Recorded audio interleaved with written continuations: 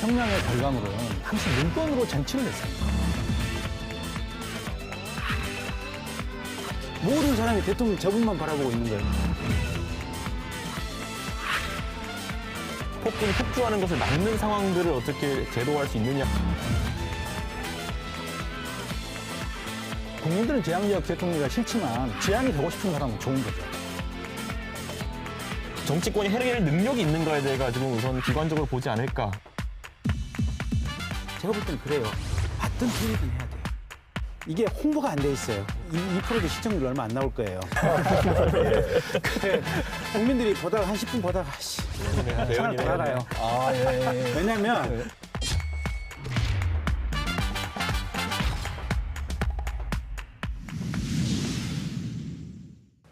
보다 날카롭고 보다 깊이 있는 시선으로 우리의 목소리를 내겠습니다. 리얼 토크 날 시작합니다. 대선을 앞두고 최근에 정치권이 아주 바람잘 날이 없습니다. 지금 뜨거운 이슈가 아무래도 이제 개헌인 것 같은데요. 새 정당의 원내 대표들께서 최근에 대선일에 맞추어서 개헌안을 국회에서 통과시키겠다라고 하는 걸 합의를 하셨다고 하는군요. 오늘은 이제 이 문제를 여기 와주신 패널 분들과 한번 같이 짚어보도록 하겠습니다. 본격적인 토론에 앞서서 패널 분들의 입장을 한번 여쭤봐야 될 것 같은데. 전 당연히 개헌에 대해서 찬성하는 입장이고요. 예. 이미 우리 사회에서는 개헌 문제에 대해서는 사회적인 합의도 있고 개헌에 관한 논의도 무르익을 만큼 무르익었다라고 생각을 하고 있습니다. 최대한 빨리 개헌안을 국회 통과시키고 이번 대선 날짜에 맞춰서 국민투표를 할 수 있으면 최선이다. 만에 하나 그게 불가능하다면 내년 지방선거 때까지는 어떻게든지 개헌안을 통과시키는 것을 목표로 해서 우리 사회가 최선을 다해야 된다. 심지어는 조금 부정적으로 보이던 민주당의 문재인 후보 측도 어쨌든 내년 지방선거 때까지는 통과시킨자는 입장이니까 대체적인 흐름이 정치권 내부에서는 별 이견은 없는 것 같아요, 보면. 표면적으로는. 그렇군요. 실제 물밑에는 어떨지는 모르겠지만. 그래서 최선을 다해보자라는 입장입니다. 사실 이번에 뭐 탄핵 정국을 통해 가지고 우리가 확인한 바 있지만은 여러 가지 사회 모순이 어쨌든 이 제왕적 대통령제에서 기인했다라는 인식이 많이 커졌고요. 그러다 보니까 정치 체제를 바꿔야 된다라는 거, 권력 분점 체제를 또 만들어야 된다라는 것에 대해서 국민적 공감대가 있는 것 같습니다. 다만 그 공감대까지는 있는데 지금까지 3당 원내대표분들이 모여가지고 한 게 뭐냐면은 그냥 큰 틀에서 합의입니다.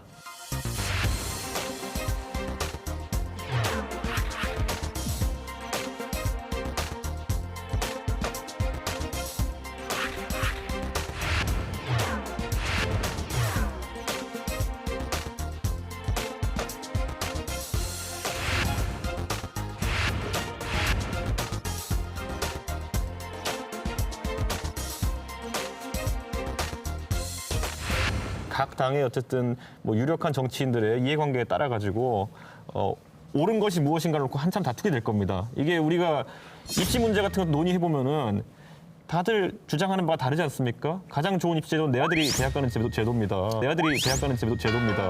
뭐 그런 취지에서 또 이런 아전인수격 해석들이 나올 수 있기 때문에 저는 이걸 정치권이 해낼 능력이 있는가에 대해 가지고 우선 국민들도 좀 비관적으로 보지 않을까라는 생각하게 돼 있습니다. 각자의 이익관계가 있는 상황 속에서. 저는 이제 개인적으로는 가장 개헌을 강력하게 주장하는 사람 중에 한 명이고요. 만약에 개헌을 하지 않고요.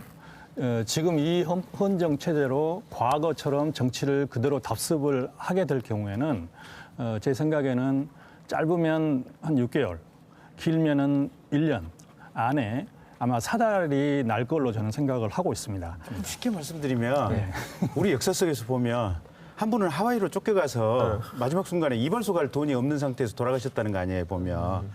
한 분은 서거하셨잖아요. 암살로 서거하셨잖아요. 그 다음에 두 분은 교도소 갔다고 하셨잖아요. 그렇잖아요. 마지막까지 추징금을 최근까지 내니 안 내니 지금 남아있니 안 남아있니 지금 그런 상태들이고.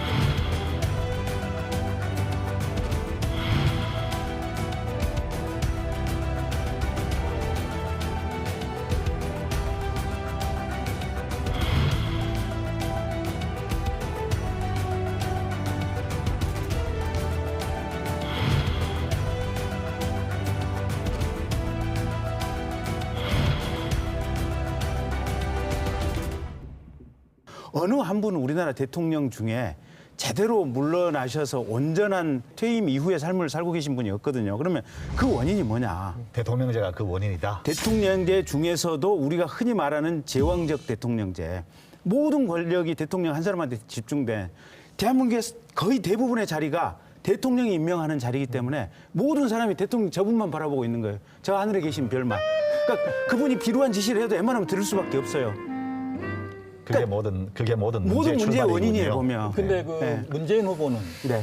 헌법문제가 없고 사람이 문제라고 이러시더라고요. 그러니까 좋은 사람이 똑똑한 사람이 들어오면 그 정도까지는 아닐 수는 있어요. 네. 그런데 큰 틀의 분위기는 아무리 좋은 사람이 들어와도 그 자리를 대통령 한 명이 다 평가하고 줄 수 있냔 말이에요. 그 많은 역할을 대통령 한 명이 아무리 똑똑한 사람도 한계가 있다는 거예요. 제도가 아닌 사람이 문제다라고 하는 것은 굳이 따지자면 뭐 제 얘기가 아닙니다. 예, 그러니까 문재인 대표 그런 말씀은 뭐 사실 왕정에서 연산군도 나오고 세동도 나오는 거 아닙니까? 그러니까 그런 상황 속에서 우리는 그 확률을 어쨌든 좀 폭군이 폭주하는 것을 막는 상황들을 어떻게 제도화할 수 있느냐. 그게 바로 민주주의의 법치주의 발전 아니겠습니까? 그 맥락에서 봤을 때 조금이라도 진일보한 헌법을 만들어야 된다라는 공감대는 있을 거라 봅니다. 왜냐 이번에 보면 아까 김 의원님도 열거하셨지만은 뭐 인사도 그렇고 여러 가지 정책을 수행하는 것도 그렇고 또 삼권 분립을 운영하는 방식도 그렇고 지금의 형태에서는 필연적으로 불행한 사람들이 발생할 수밖에 없는 구조라는 거를 인지하는 거죠 이제. 예. 저는 기본적으로 헌법이 제가 있다고 보고요. 그 촛불 혁명이란 말도 가끔 이제 쓰잖아요. 근데 세계 어느 나라 유사일에 어떤 혁명도 그 혁명의 결과물은 항상 문건으로 쟁취를 했습니다. 그러니까 사람만 바꾸고 끝난 혁명이 없어요.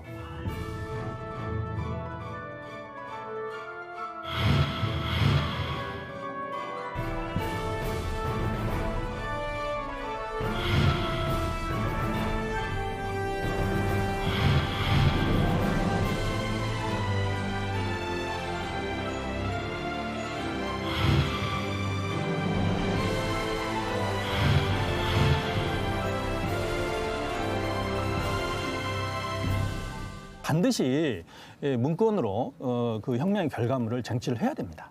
예. 세 분이 다 제왕적 대통령제가 문제다라고 말씀을 해주셨잖아요. 예, 그 부분에 있어서는 이제 이의가 없으신 것 같습니다. 근데 그 대통령제가 한국에서 마치 그것만이 유일한 어떤 그 통치구조인 것처럼 이렇게 국민들 사이에서 받아들여져 왔던 그 이유는 또 뭘까요? 당연하죠. 그 국민들은 제왕적 대통령이 싫지만 제왕이 되고 싶은 사람은 좋은 거죠. 그러니까 대통령 취임하고 한 2년 동안은 더 이상 이 세상에 더 이상 좋을 수가 없어요. 네. 수없이 많은 사람들이 어디나 그냥 둘러싸고 앉아 있고 그다음에 이제 2년 반이 지나면 속칭 이제 레임덕이라고 오기 시작하는데 한 4년째쯤 되면 다음 권력이 될 것으로 예상되는 사람, 다음 대통령이 될 것으로 예상되는 사람 앞으로 다 몰려가요. 그러니까 취임하고 2년 반 동안은 현직이 좋고 그 임기 끝나기 1년 하고 그다음에 그 이후까지는 또 후임으로 예상되는 이 사람이 좋은 거예요, 보면. 국민들이 그럼 왜 이걸 집착을 하느냐.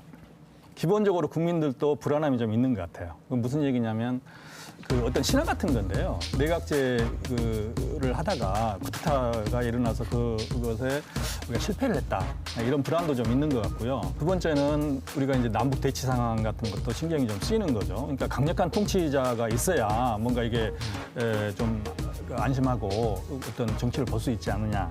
이런 기대도 있는 것이고 세 번째는 훌륭한 메시아적인 어떤 그런 대통령이 나와서 이걸 잘 해주기를 바라는 어떤 이상이 있는데 현실은 그렇지가 않은 거죠. 머릿속에 그런 대통령을 바라지만 현실은 언제나 독재로 끝나는 것이죠. 과거 같으면. 지금은 뭐 독재가 아니더라도 이제 뭐 정부가 그냥 그 뭐 부패를 한다든가 이상한 방식으로 끝나는 것이죠. 그러니까 그때 87년도 마찬가지였는데 김영삼, 김대중 그 두 큰 그 정치인이 대통령 권력을 잡고 싶었던 거죠.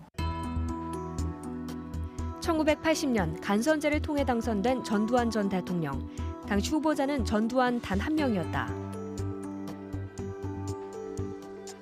하지만 85년 2.12 총선 이후 야당을 중심으로 직선제 개헌 요구가 이어진다. 한편 서울대생 박종철 군 고문치사 사건이 수면 위로 떠오르면서 전두환 정권의 도덕성은 땅에 떨어진다. 이제 본인은 임기 중 개헌이 불가능하다고 판단하고 현행 헌법에 따라 부임자에게 정부를 이양할 것을 천명하는 바입니다. 하지만 전두환 전 대통령은 당시 민정당 노태우 대표를 대통령 후보로 지명하면서 또다시 군사 정권의 연장을 꾀하고 87년 4.13 호원 조치를 발표한다. 당시 두 야당 대표였던 김영삼과 김대중 역시 정권의 책임을 묻는다. 지금까지 일관된 태도대로 내각 책임자는 운영 안 한다 입장이고. 그리고 양 김 씨는 손을 잡고 호원 철폐와 독재 타도에 앞장선다. 결국 전두환 정권은 직선제 개헌과 민주화를 약속하는 6.29 선언을 발표한다. 국민적 화해를 이룩하기 위하여는 대통령 직선제를 택하지 않을 수 없다는 결론에 이르게 되었습니다. 지금도 마찬가지인 것 같아요. 그러니까 지금 지지율 1위를 달리고 있는 또는 가능성이 있다고 보는 문재인 안철수 후보만 사실은 대통령제를 좋아하는 것 같아요. 그리고 뭐 사실 내각제라는 것을 우리가 해보려면은 사실 민주적 정당 운영이라는 것이 경험이 축적되어야 할 수 있는 것인데 지금 뭐 양당 체제에서의 어쨌든 굉장히 경직된 구조만을 저희가 경험했기 때문에 국민들 입장에서는 영웅 한 사람 나오는 게 더 쉽다고 생각하는 것이 정당이 개혁되고 이런 것들의 현실성을 굉장히 낮게 보는 겁니다. 그렇기 때문에 국민들이 못 믿어주는 거죠. 지금 당장 내각제를 놓고 보면요. 내각제에 대한 디테일이나 아니면 내각제가 어떻게 운영되는지에 대해 가지고 관심 있게 들여다보는 국민은 적습니다. 오히려 야, 그 내각제 되면은 총리는 그러면은 이 A라는 사람이 되는 거 아니야?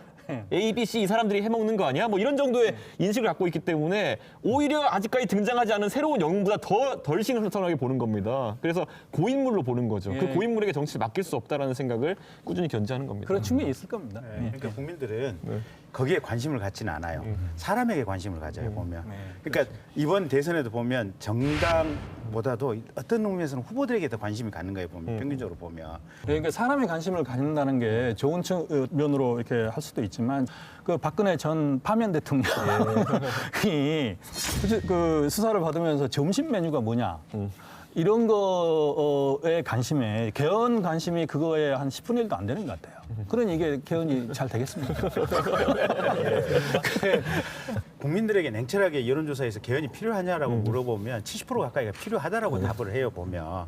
근데 그런 정작 이 시점에 개헌하는 게 옳냐라고 물어보면 40%가 안 돼요, 보면 거기에 찬성하는 게.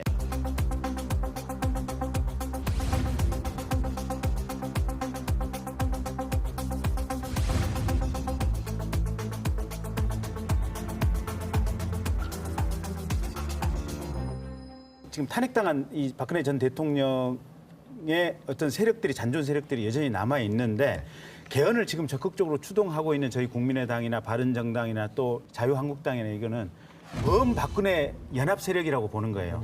이런 식의 시각을 가지고 국민들이 지금 현재 개헌 논의를 바라보고 있기 때문에 개헌 자체가 절대적으로 옳다라고 하는 게 여론의 70%임에도 불구하고 지금은 하면은 그 너희들은 불순한 과정 속에서 이 흐름 속에서 추진하는 거 아니냐라는 시각이 대부분이고 그게 맞는지 틀리는지는 모르겠으나 제가 볼 때는 그래요. 맞든 틀리든 해야 돼요. 이게 그런데 사실 좀 시간이 좀 묵은 이런 어젠다임에도 불구하고 또 아이러니컬한 것이 뭐냐면 그럼 개헌을 마지막으로 던졌던 사람이 누구냐, 개인은 누구냐 하면은 이제 최순실 사태가 터지기 한 20시간 전에 박근혜 대통령이거든요.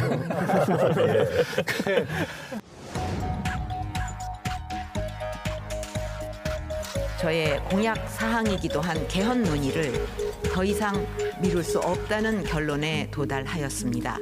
그때 그 개헌을 한번 하자는 아젠다를 던진 다음에 바로 JTBC 보도가 나오면서 탄핵 국면을 접어든 거거든요. 그렇기 때문에 이 지금 3당의 개헌안이라는 것이 거기서 비롯됐다고 생각하는 오해하는 국민들도 있습니다, 지금. 개헌 논의가 자꾸 권력 구조 중심으로 그 여론조사를 할 때도 그렇고 토론하는 것도 그렇고 말하는 것도 그래요. 근데 저는 개인적으로 개헌을 하자고 하는 이유가 선거제도예요. 선거제도가 민주적인 어떤 토대 위에서 선거가 이루어지고 그 토대 위에서 민주정부를 세워야 될 거 아니에요. 민주적인 선거제도의 핵심을 한마디로 말씀해 주신다면 어떤 겁니까? 민심이 그대로 반영되는.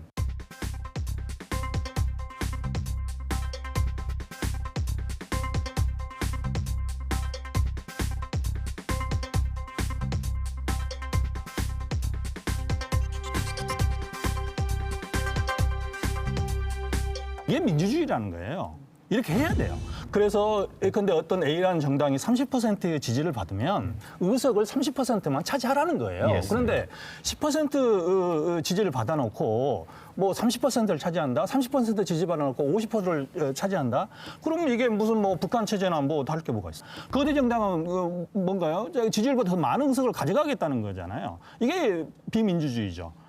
민주주의를 하지 않겠다는 거잖아요. 작년 4.13 선거 때 당시에 새누리당, 당시에 더불어민주당은 지금 현재의 선거제도로 득을 굉장히 많이 봤어요.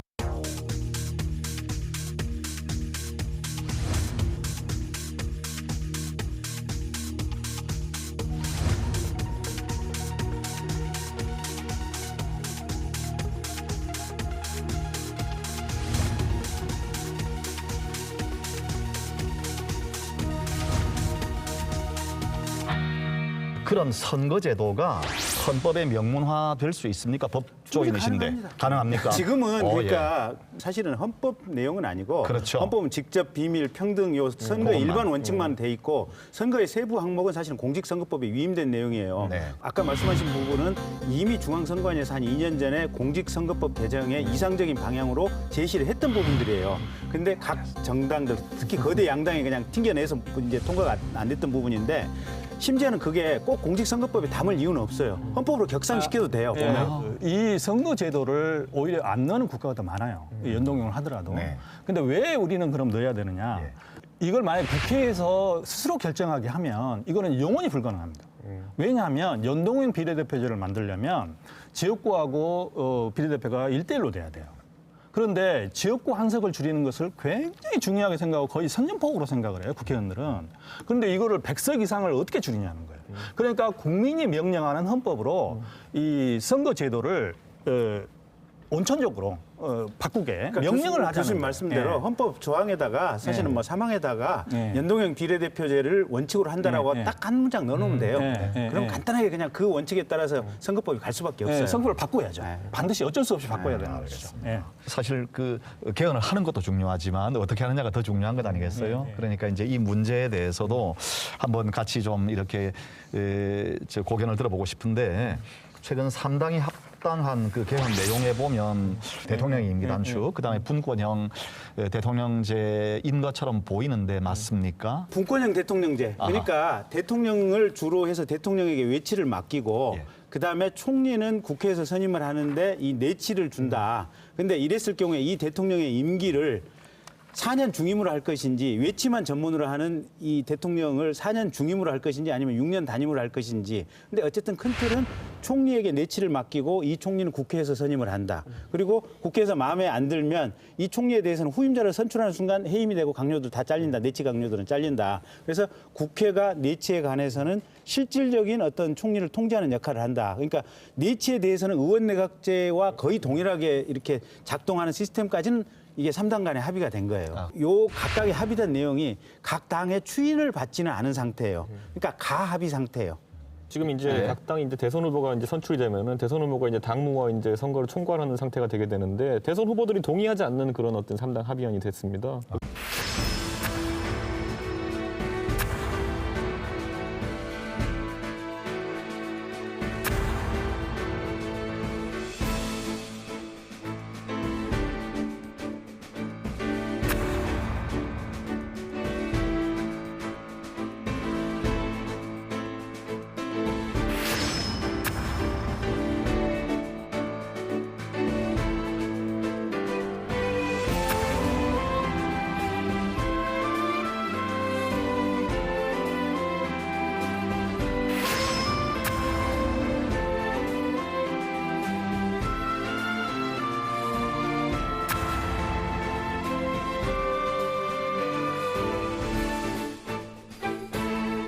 그래서 지금 대선 주자들 같은 경우에는 임기 단축에 대해 가지고는 상당 부분 지금 이견이 줄어드는 모양새를 보이고 있지만은 유력 대선 주자들은 또 4년 중임제를 고수하는 그런 경향성을 보이기 때문에 그 부분에서 합의가 어려워서 3당 간 합의라는 지점까지는 이르지 못할 것으로 보입니다, 지금은. 그러니까 지금 이 얘기가 전혀 느닷없는 얘기는 아니군요. 그러니까 특위도 만들어졌고 특위가 하니까. 이미 거점적으로 초당적으로 다 만들어져가지고 관심이 없으니까. 지금 그러니까 이게 개헌에 시민들이 참여하지 않았다라고 얘기를 하는데 거기에 시민 대표, 언론계 대표, 그다음에 헌법학자들, 형법학자들, 학계 대표 이래가지고 외부 전문가만 한 80여 분이 참여하고 계세요. 그러고 보니까 저 교수님께서도 거기 지금 참여하고 계시는 예, 그게 왔다 갔다 하고 있어요. 그러니까 지금 이게 예. 개헌특위 만들어진 거는 예. 거의 3달이 가까이 아, 예. 되는데 국민들이 관심을 박근혜 전 반면 대통령한테 점심 메뉴 이런 것만 관심을 갖고 개헌특위 만들어진 건 관심이 없으니까 모르는 거지.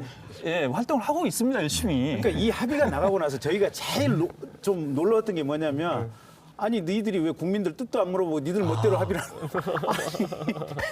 이런 절차를 통해서 이렇게 근데 이게 네. 지금 그 합의 내용이 차기 대통령 임기 단축하고 분권에서 이게 가장 매스컴 보도도 많이 되고 이러잖아요. 근데 이제 저는 이것만 합의하면 반대입니다. 연동형 비례대표가 만약에 빠진 상태로 분권 대통령을 한다. 이것도 큰 문제입니다. 선거 제도를 현재 같은 방식으로 하고 내각제를 한다. 그러면 이거는 거대 정당이 지배를 할 수밖에 없어요. 그러면 지금하고 달라진 게 뭐냐는 거죠, 이게. 그러니까 이렇게 되면은 패권적 뭐 내각제, 분권형을 하든 내각제를 하든 뭘 하든지 간에 그 연동형 비례대표는 저는 이건 핵심이라고 봅니다. 이거는 민족 정당에서 주장할 수가 없어요. 이 지금 현재 같은 이 선거 제도로는.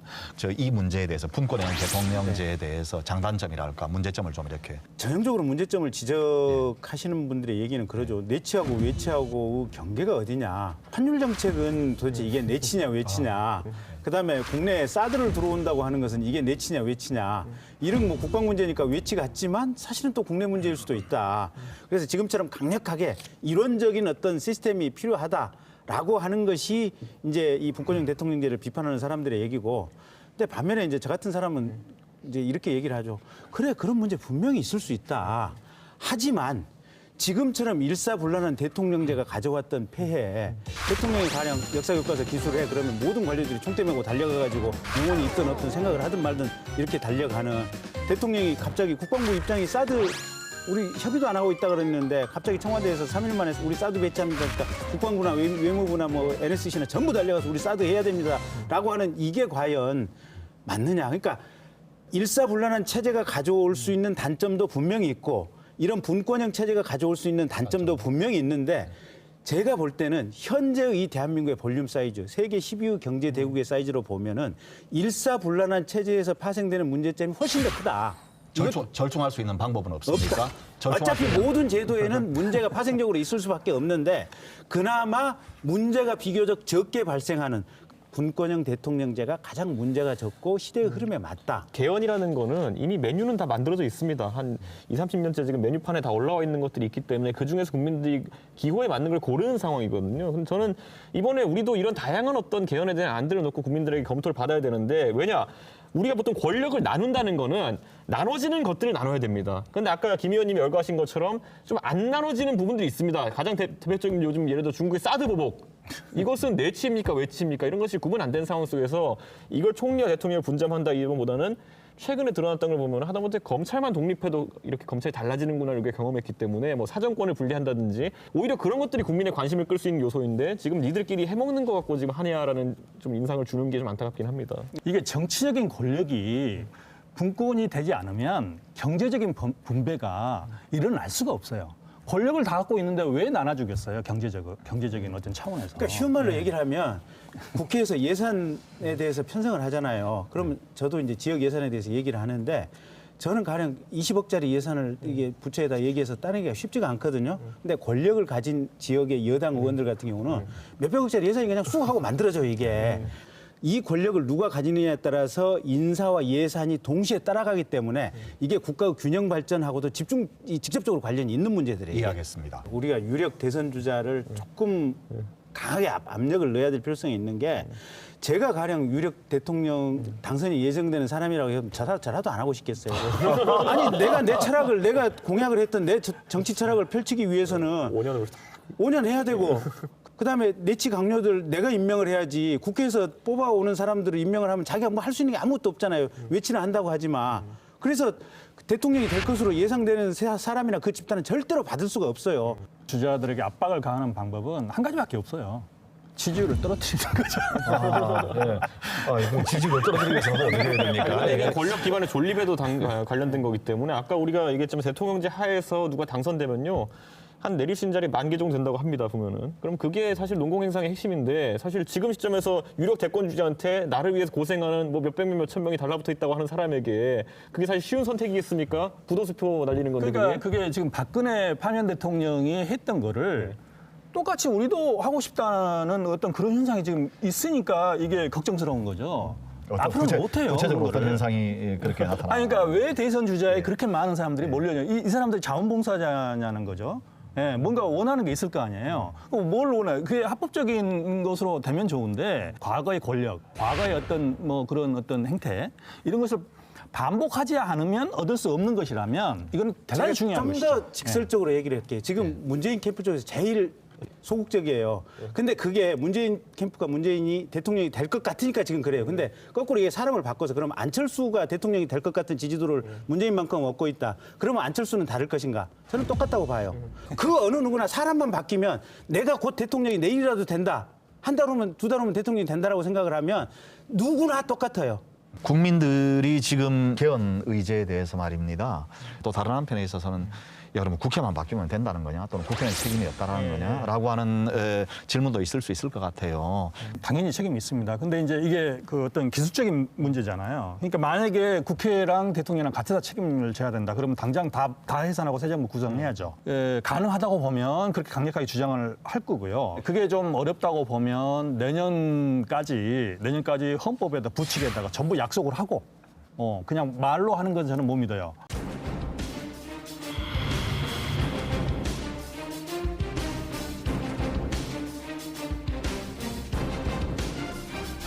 내년까지 헌법에다 부칙에다가 전부 약속을 하고 예수나 뭐 부처가 나온다고 해도 저는 못 믿어요. 그러니까 1년 후에 새 정부를 뭐 구성하자 이런 식으로까지는 할 수가 있을 겁니다. 근데 이제 그 국회의원 임기 때문에 지금 뭐 3년 후 얘기도 나오고 그러는데 그런 식으로 국회 책임을 묻는 경우에는 당장 혹은 1년 정도 해서 당신들도 책임을 져라 이런 주장이 가능하겠죠. 사실은 국회의원이 사퇴할 방법도 없어요. 국회의원 한 명이 사퇴하려면 국회 본회의에서 다 표결해서 하나씩 사퇴하는 절차를 계속 밟아야 돼요, 보면. 3분의 2 이상 동의해야 돼요. 그게 헌법에 정해진 절차예요. 나 그만두고 싶어도 그만둘 수가 없는 게 국회의원 직위예요.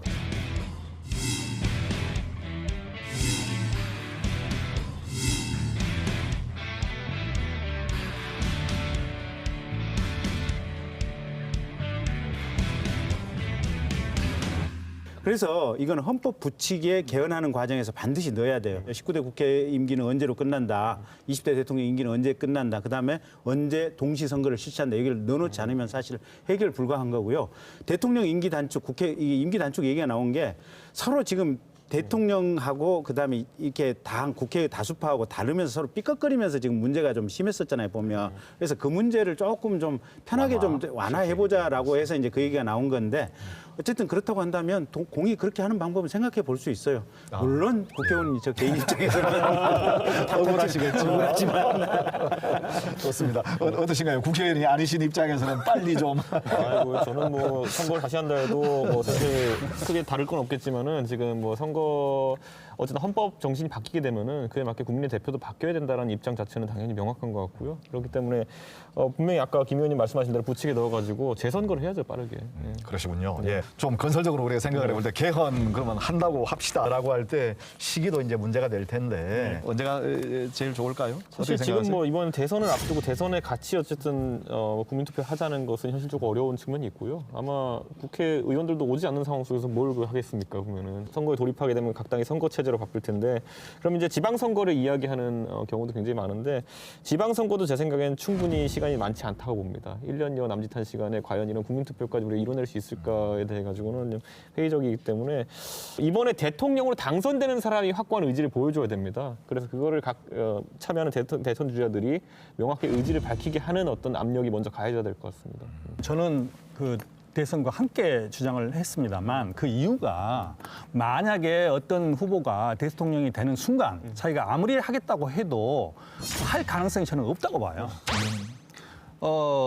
자기 권한이 자기 임기가 줄어들거나 아니면 권한이 줄어드는 개헌을 할 이유가 없죠. 어떻게 만든 권력인데 이걸 포기하냐는 거죠. 임기 또는 권한을 제가 아까 권한을. 설명을 드렸는데 예. 모든 인간은 이상이 있어요. 내가 꿈꾸고 싶은 세상, 내가 만들고 싶은 비전이 있어요. 그 비전을 실천하기 위해서는 나랑 뜻이 맞는 사람을 그 자리에 꽂아야 돼요. 근데 그 꽂을 수 있는 권한을 포기한다? 내가 이상사회를 만들 수 있는 기회를 놓쳐버리는 거예요. 근데 문제는 이상사회를 만들고자 했던 그 수없이 많은 대통령들의 비전이 번번이 다 깨져왔다는 걸 가지고 우리가 지금 개헌을 얘기하는 거예요. 그래서 공약으로 하지 말고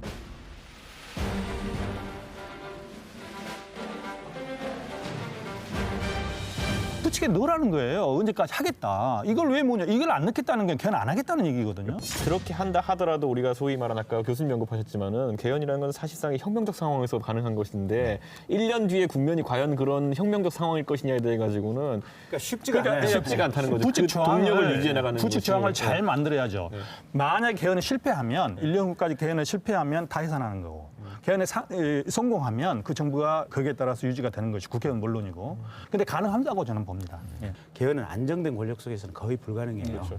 안정될 때는 자기 비전 실천을 위해서 다 나아가고 싶은 거예요. 근데 지금 여소야대니까 네. 어차피 다음번 임기 대통령 임기 때는 불안정할 수밖에 없는 것 아닙니까? 당선된다고 해도. 그런 문제는 있어요. 하지만 그럼에도 불구하고 지금 이 탄핵 대통령의 존재로 인해서 차기 대통령은 그 역추동력을 일정 부분 받고 가기 때문에 그런 면에서는 또 힘이 있어요. 만약에 다음 정권이 마비된 상태에서 개헌 얘기를 하면 박근혜 파면 대통령처럼 그런 식의 개헌으로밖에 안 받아들일 거 아니에요. 그때는 또 새로운 이 집권을 가능한 뭔가가 생긴다는 거예요. 힘이 새누리 세력이 굉장히 약해지고 뭐 분당되고 이러니까 이게 영원히 갈 거라고 생각을 하는데 만약에 이 타임에 이거를 제도화 시켜놓지 못하면 다시 퇴행합니다. 반드시 퇴행하게 돼 있어요. 양대 정당으로 가려고 하는 그런 흐름이 있을 것이고 부칙 개헌이라고 해야 된다고 하는 것은 못 믿기 때문이에요. 안 될 거라는 것 때문이에요. 지금 대선 전 개헌을 이제 세 당이 이렇게 합의를 한 것이 객관적인 당위성이랄까 필연성이랄까 그런 게 있다. 분명히 있어요. 어떤 뭐 불순한 의도나 동기 뭐 그러니까 그게 국민들 입장에서 볼 때 그러니까 불순한 의도가 있다면 네. 사실은 저희 당의 안철수 의원이 맨 먼저 앞장섰어야 돼요. 아니잖아요. 예. 근데 안철수 의원은 왜 아니냐면 본인은 대통령 될 수 있다고 믿고 있기 때문에 그래. 확신하고 있기 때문에. 대선 전에 또는 대선과 함께 개헌을 추진하는 게 좋다는 입장이신 것 같은데 그 가능성이 얼마나 되는지 또 현실적으로 우리가 취할 수 있는 방안이 어떤 건지에 대해서도 좀 말씀을 해주실 수 있을까요? 교수님이 이제 아까 부칙 개헌을 이야기하셨는데 사실 부칙 개헌에 넘어서 이 개헌을 언제까지 하겠다라고 놓기보다는 사실상 국민투표를 언제까지 진행할지에 대한 거 아닌가요, 보면은? 국민투표라는 것은 국회를 통과를 해야 그다음에 그러니까 국민투표를 하는 부칙에 거니까요. 넣을 수 있는 것이 이런 형태로 개헌한다를 넣는 건 아닐 것이기 때문에 아마 그 동의가 아니 그것도 가능합니다. 그러니까 이러이러한 내용을 포함하는. 그런데 이제 뭐 예를 들어 권력 구조 같은 경우에는 나중에 국민들이 어떤 판단을 하게 될 것인데 네. 제가 지금 봤을 때는 우리가 제왕적 대통령제를 해결하는 과정 속에서 결국에는 4년 중임제나 뭐 분권형제 이런 걸 선택해야 만약에 될 텐데 분권형 그거 합의하기도 힘들다면 네. 아까 제가 말씀드린 연동형 비례대표제와 시기만 정해도 됩니다. 저는 근데 이제 그 지점에서 어쨌든 그 시한이나 아니면은 어떤 시점은 정할 수 있겠지만 방식은 정하지 못할 것이기 때문에 차기 대통령이요 이 구도를 충분히 엎어버릴 수 있는 그런 동력이 생깁니다. 예를 들어 가장 대표적인 게 DJ 대통령도 예전에 내각제 하겠다 그래놓고 그 뒤에 뭐 IMF 극복하는 과정 속에서 강한 권력이 필요하다는 인식이 생기면서 국민들 사이에서 내각제가 많이 줄어들었잖아요. 네. 의지가. 만약에 부칙까지 해놓고도 약속을 안 지키겠다 하면은 공약은 이거는 거의 뭐 이거는 그 공인된 거짓말에 불과한 거고요. 부칙 개헌을 해놓고 안 한다 그러면 이제 그 헌법 위헌적인 사태가 이제 벌어진 거고요. 그랬을 경우에 이 정부가 어떻게 된다까지도 거기다 규정을 해놔야 돼요. 그렇게 하면 그건 사실상 개헌에 가까운 것이기 때문에 오히려 저는 이번에 대선 전에 합의가 거의 안 될 것이라고 생각하고 있고 당장 지금 제가 대통령이 됐다고 만약에 그리고 아까 김병진 의원께서 묘사하신 일반적인 권력을 놓기 싫어하는 대통령이다라고 했을 때 개헌에 쉽게 반대할 수 있는 방법 중에 하나 그냥 사정정국을 열어버리면 됩니다. 지금 예를 들어 박근혜 최순실 게이트에 대한 사정정국이 1년 정도 지속되면요. 그다음에 국민들은 오히려 강력한 대통령 권한이 유지되는 게 좋구나라는 생각을 하게 되고 그럼 개헌 동력이 많이 상실될 가능성이 있어요. 지금 말씀하신 것처럼 대통령 되는 순간 지금 개헌하자고 주장하는 사람도 개헌을 하지 않을 이유가 하늘에 닿을 겁니다. 만약에 집권하는 순간. 사실은 이미 대선에 이 대선 한 복판에 들어와 버렸기 때문에 예, 지금 가능하지 않습니까? 불가능하다고 봅니다. 저는 그래서 대안으로 부칙 한 두세 조항 넣으면 돼요. 그거는 합의하면은 가능하고요. 개헌을 하려는 의지가 있으면 문재인 후보도 동의할 수 있는 거잖아요. 어떤 내용으로. 개헌을 하겠다면. 완전한 형태의 개헌을 지금 상당히 부정적으로 받아들이고 있는 문재인 대표가 거의 강제성까지 부과한 형태의 부칙 개헌을 받아들일까지 해서는 미지수라고 그러니까 보고요. 지금 안 받는다 봅니다 그냥. 그래서 개헌은 근본적으로 국회 유력한 정치 권력자, 지금으로 치면 이제 차기 대권 주자들이죠. 그다음에 국민의 뜻, 이 세 가지가 정말 천시지리 인화가 다 합치되지 않으면 사실은 불가능한 건데 우리의 이상과 목표는 아주 분명해요. 가야 될 길도 분명한데 대권 주자와 국민의 뜻이 지금 개헌에 대해서는 그렇게 적극적이지가 않아요, 보면.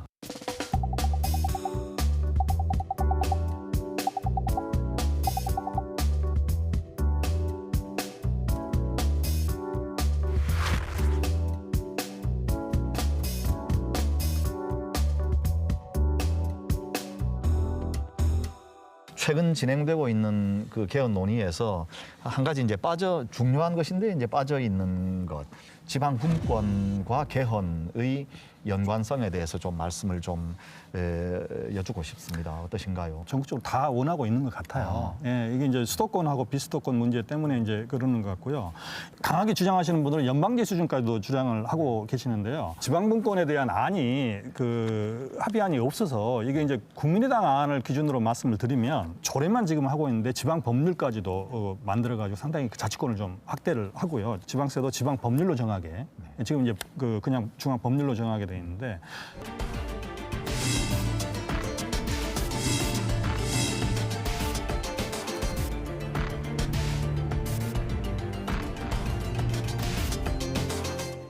그 호남의 입장에서 이게 보았을 때 반드시 해야 되는 겁니까? 해야죠.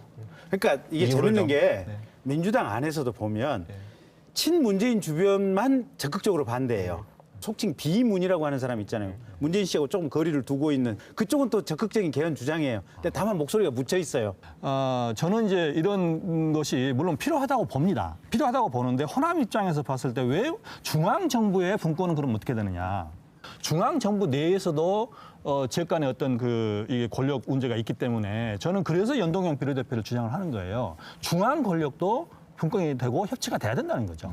그리고 호남 주민들이 투표하고 정치적으로 가지고 있는 정책 지분만큼 거기에 합당한 대우를 받고 정치 활동을 해야 된다. 이런 의미에서 지방 분권도 중요하지만 연동 비례대표제 해서 중앙 권력의 분권 협치도 그에 못지않게 오히려 저는 더 중요하다고 생각합니다. 예. 수도권 지방 관계보다 아까 말했던 것처럼 우리가 삼권 분립을 어떻게 완성시켜 갈 것이냐 또는 그것에 확장된 형태의 분권할 것이냐에 대해서 꼭 국민들이 신경을 써야 된다고 보는 것이 지금 보면은 우리나라에 기형적인 제도도 있지 않습니까? 보면은 예를 들어 다른 나라에는 좀 사례를 찾기 어려운 예를 들어 헌법재판소의 역할 권한이라든지 아니면 지금 감사권이 그럼 입법부에 들어가 있느냐 아니면 행정부에 들어가 있냐라든지 이런 개헌의 아주 오래된 어떤 논점들이 많이 지금 이 권력 구조 문제 때문에 이탈되어가는 모습이 보입니다. 그래서 그런 부분도 있고 아까 말했던 것처럼 지금 정치권에 계속 고위공직자 수사처 같은 경우 얘기 나오는데 사실 이건 검찰권의 문제를 어떻게 조정하느냐에 따라서도 해결될 수 있고 다른 나라의 사례에서 참고할 수 있는 것들이 있거든요. 이런 것들이 총체적으로 아까 교수님 말한 중앙 권력 내에서의 지방 간 분점도 중요하지만은 이 완성되지 못한 삼권 분립을 어떻게 완성할 거냐라는 더 큰 틀의 문제가 있기 때문에 저는 거기에 대해 가지고 좀 구체적인 논의들이 관심을 좀 받았으면 좋겠습니다. 개헌안으로 보면 이것도 백화점식으로 다 나와 있어요. 그런데 이건 지금 보도 하나도 안 되는 게 우리나라는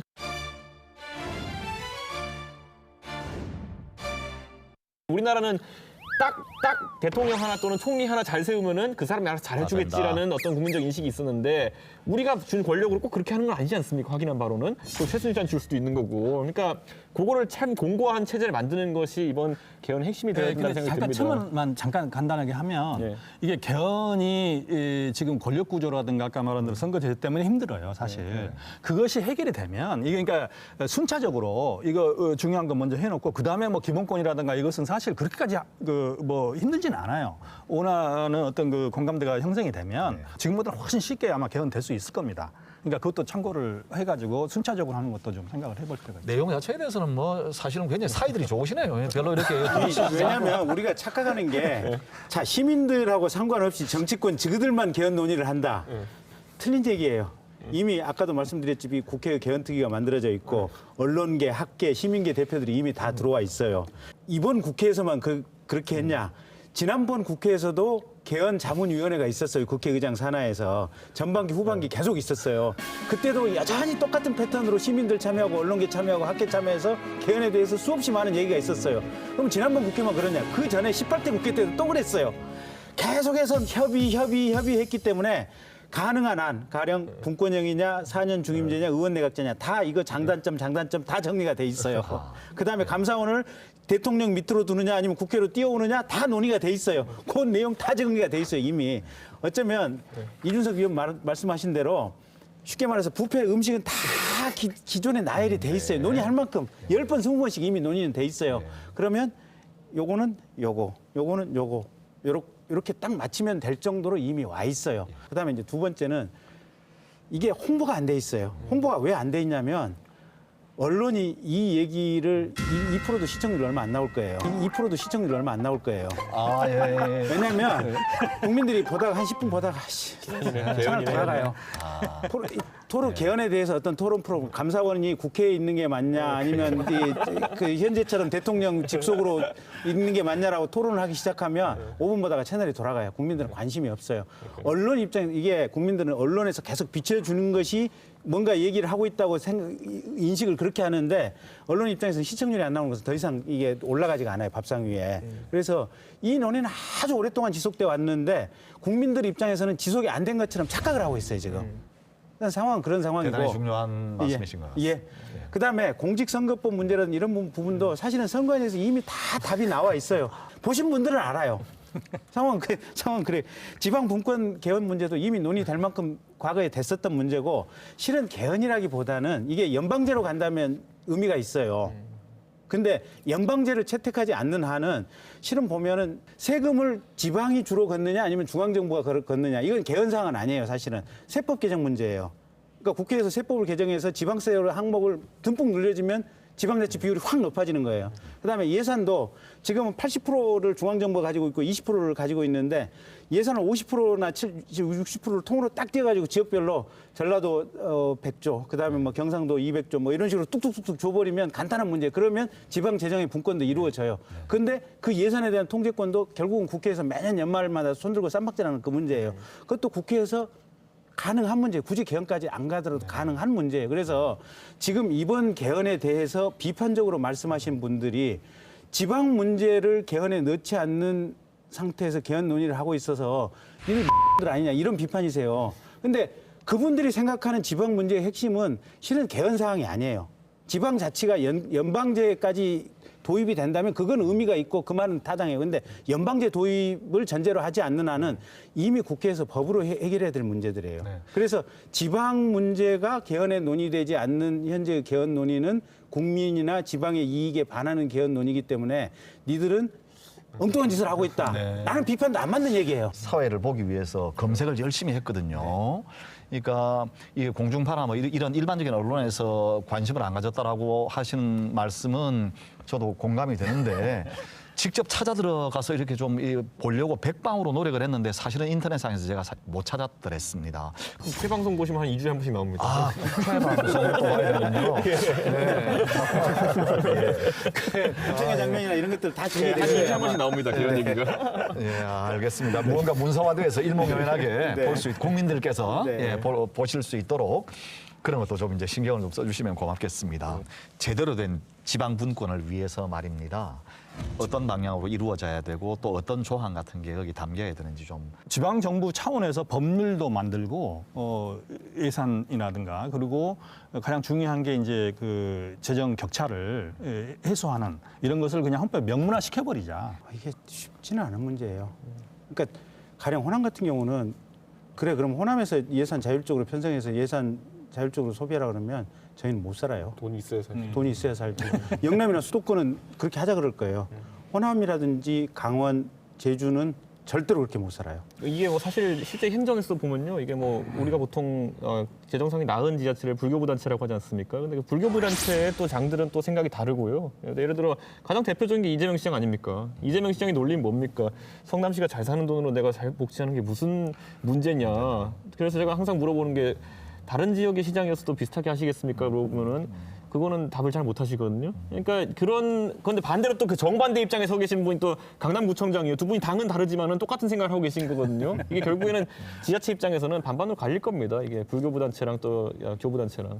마지막으로 좀 그래도 이런 건 좀 꼭 좀 나오신 김에 이 문제에 관해서 말씀을 좀 해주시고 싶다라고 하는 게 만약 개헌 없이 현 정부 상태에서 가면 이게 6개월에서 1년 내에 사달이 날 것이다.